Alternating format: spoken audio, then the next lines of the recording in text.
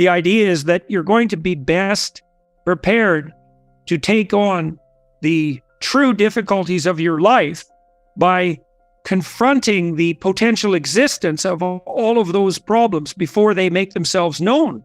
Because I could say, if you all wanted to be more resilient in your life, and that would mean less stress, that would mean less anxious, mean less subject to pain and depression and nihilistic thoughts, and more able to spring back when trouble visited you, one of the ways that you could make yourself more resilient would be to envision, for example, how you would react to, well, perhaps bad medical news on your behalf or on the behalf of someone you love, or betrayal by someone close to you, including yourself, or being potentially mobbed and alienated by your social group or your ethnic group or your political group, or being subject to the tyranny of the state or your own weakness.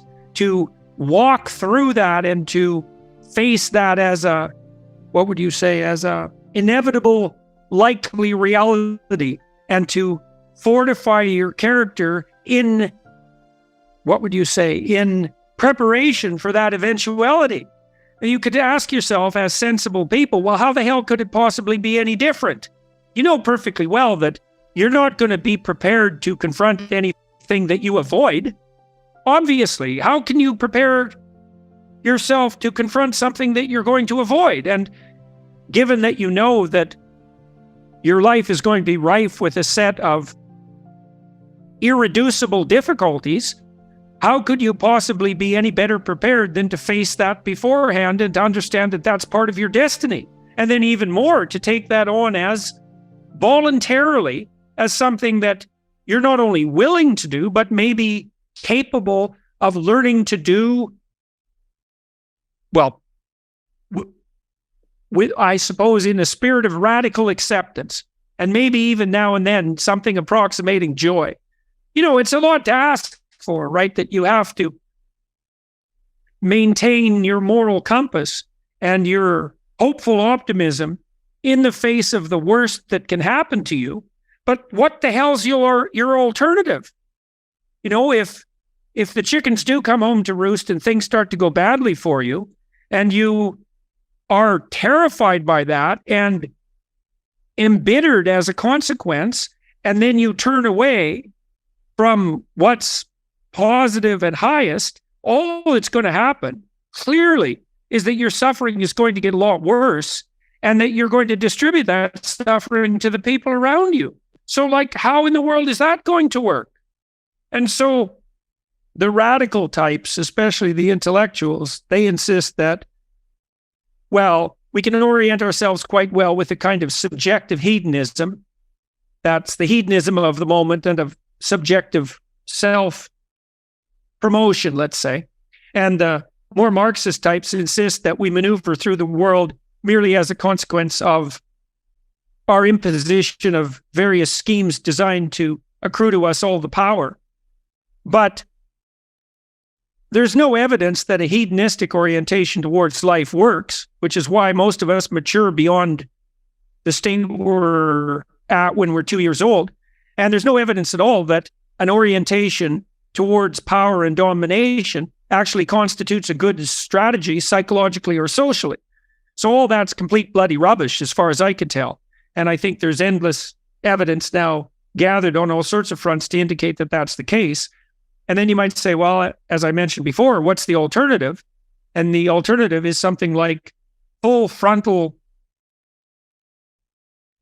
confrontation with the most dreadful elements of existence. So in the Christian story, I could take it one step further, because this is also very interesting to note. So to imitate Christ in the Christian sense is to take on the full catastrophe of vulnerable existence, right? To face the reality of death, to face the reality of torture and betrayal at the hands of friends, enemies, and the state. To understand that that's part and parcel of destiny.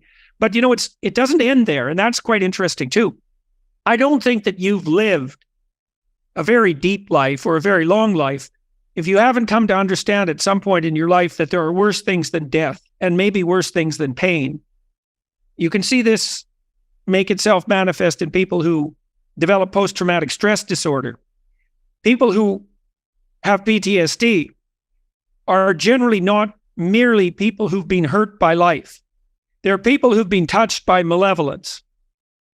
And it's one thing to suffer, but it's another thing to suffer pointlessly at the hands of people who are doing nothing but trying to produce suffering. And that's not a bad definition of evil. And anyone with any sense who has paid any attention at all, for example, to the history of the 20th century, knows perfectly well that a sensible person clearly admits to the existence of evil. I mean, how else would you characterize what happened in Nazi Germany or in the Stalinist Soviet Union or in Maoist China or now in North Korea? I mean, if you don't think that's evil, then you don't attribute the same meaning to the word that I attribute to it, let's say. It's a stark reality. And so you might add that to one of the stark realities that you have to confront along with the contemplation of your own morality, is that you have to contend with the existence of malevolence. And the way that's laid out in the Christian story, which is a variant of the hero myth, by the way, the deepest variant of it, arguably, that you have to confront malevolence itself as well as mortal vulnerability in order to maximize your resilience and, weirdly enough, to foster the deepest levels of hope. You see that in the Christian story with the insistence that when Christ was crucified, he not only died in some real sense and had to go through all of that, but also had to descend to the depths of hell itself and to encounter the deepest abyss of human malevolence. And I would say that's also morally incumbent on us. I mean, this is a terrible thing to tell people, right? Because it really means that in order to become everything you could be, you have to face the worst that there is to face. But then again, like I said, if you think about that like a sensible person for 15 seconds, you understand very quickly that you're not going to develop your character by shrinking away from things.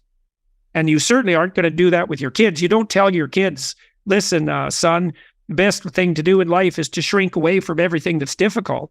Not if you're someone who actually loves your son and wants to encourage him. You say instead, look, kiddo, there's something within you that can respond to any challenge, no matter how deep. And that maybe you encourage him to take on the most abysmal challenges in the hopes that he could succeed and become who he could be.